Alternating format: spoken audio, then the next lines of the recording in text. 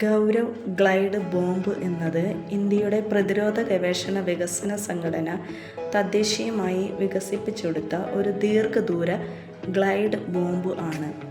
1000 kilogram വിഭാഗത്തിൽപ്പെടുന്ന ഈ bomb Sukhoi പോലെയുള്ള യുദ്ധവിമാനങ്ങളിൽ നിന്ന് വിക്ഷേപിക്കാൻ സാധിക്കും.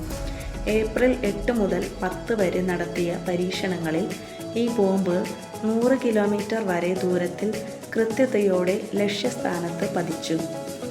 ഗൗരവ് ഗ്ലൈഡ് ബോംബിൻ്റെ പ്രധാന സവിശേഷതകൾ: ദീർഘദൂര ആക്രമണശേഷി. ശത്രുക്കളുടെ വ്യോമ പ്രതിരോധ മേഖലയ്ക്ക് പുറത്തുനിന്ന് പോലും ലക്ഷ്യസ്ഥാനത്തെ ആക്രമിക്കാൻ സാധിക്കുന്നു. കൃത്യത. ഇതിൻ്റെ നാവിഗേഷൻ സംവിധാനം ലക്ഷ്യസ്ഥാനത്ത് കൃത്യമായി പതിക്കാൻ സഹായിക്കുന്നു. തദ്ദേശീയ വികസനം.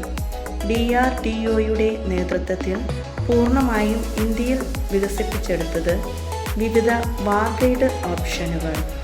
വിവിധ തരം സ്ഫോടക വസ്തുക്കൾ ഘടിപ്പിക്കാൻ സാധിക്കും.